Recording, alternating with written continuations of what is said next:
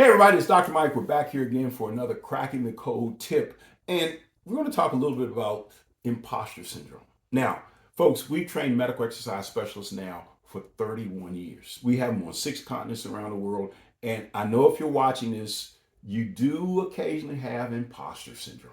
Okay? And the question is, imposter syndrome in medical exercise training, why is holding you back? So if you don't mind, let's talk a little bit about what imposter syndrome looks like. So, what are imposter thoughts? Now, folks, again, we've trained MESs for 31 years. Our course is very in depth, it's very comprehensive. You know how to develop exercise programs for the medically based client when you finish our program. But we realize there still is a little bit of imposter syndrome that's running through your mind. So, here's what we find as far as imposter thoughts. This is the primary one. You'll start to assess a client, and as you're assessing the client, you may not remember some of the key points in the assessment or something related to the anatomy and pathology. And rather than continuing on along the lines of a medical exercise professional, you revert back to a personal trainer. You just simply avoid certain portions or just simply dismiss certain portions of the assessment, and you just continue on and you revert back to a personal trainer. You just look at strength and flexibility, and you get to the exercise component in the assessment session rather than conducting the full assessment because you got a little bamboozled, a little confused, and you had a little bit of anxiety, and you reverted back to what you feel comfortable with. Personal training. Not a problem, but it's something we need to work on. Number two, imposter behavior. Folks, the most important posture behavior, I shouldn't say the most important, the most prevalent posture behavior that we find is lack of communication with doctors, therapists, and chiropractors. Now, this is one that really baffled us for a long time.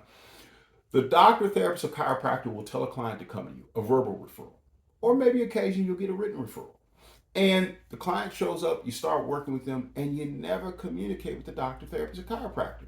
We couldn't understand that, but we found as we asked more questions of our MESs, they were concerned that the doctor, therapist, or chiropractor would ask questions they couldn't answer. Folks, they're never going to ask you about treatment, or surgery, or medications, or radiology. They're simply going to ask, and what you can provide that's in your wheelhouse is ideas on exercise. So we see the ultimate imposter behavior is I don't talk to the doctors, therapists, or chiropractors. I fool myself into believing I don't need to. Wrong answer. If they've told this client to come to you, the medical provider, it is a professional courtesy and a high level of professionalism that you at least communicate with them. Number three, certifications don't give confidence. They certainly don't. Folks, I've had MESs or fitness professionals, along with our MESs that have contacted me, told me all about their certifications. And then when I ask about how they apply the certification or the information from the certification, no idea. Certifications don't give you confidence, folks, at all. And please remember that. The medical exercise professional that talks about his or her certifications and can't tell me how you apply that information from the certification, that's imposter syndrome again. Number four, outcomes give you competence and credibility. Folks, the more you work with clients with medical conditions and the more you produce outcomes, the more confidence you get and the more credibility you get in the medical community. And you know what it is? It's just simply following the protocols we've taught you, the guidelines we've taught you. And folks, along the way, that protocol is not going to work 100%.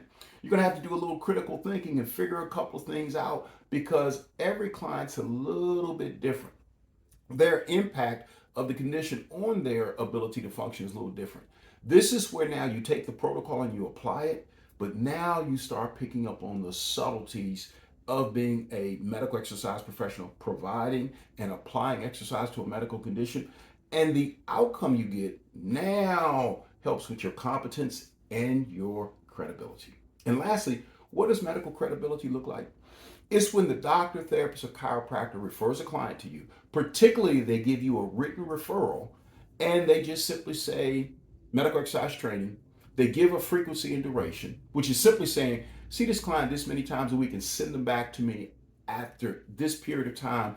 And they either don't know any services specifically on the referral or they check all of them off. What they're essentially saying is, hey, I don't know what the whole exercise thing is, but I'm going to turn it over to you.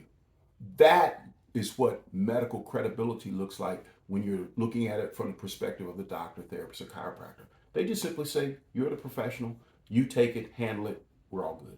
Now, If you don't mind, please remember that on Fridays, we have a free webinar at noon Eastern time. You can go over to crackingthecode.net and register for it. We have a webinar coming up on this Friday, and every Friday we look at a particular topic related to building your medical exercise training practice. Now, this Friday, we're going to do something a little different.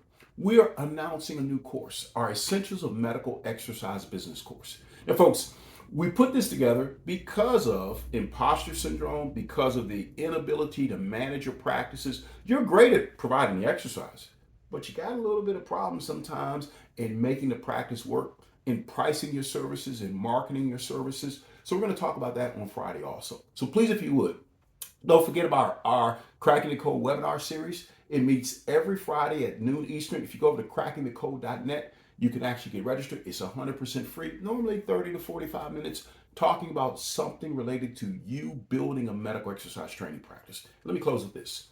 The reason we're doing these webinars, folks, is because we know medical exercise training is going to grow exponentially over the next 2 decades. The question is, are you ready for it? Are you still dealing with imposter syndrome? Are you ready to go to the next level and say, hey, I can help manage these clients utilizing exercise after physical therapy, chiropractic, and other medical services are done? So please, if you would, go over to crackingthecode.net and get registered, or email me at drmike@postrehab.com. We'll see you on Friday. Take care. Oh, don't forget about the new course we got coming up. Check us out on Friday. Take care.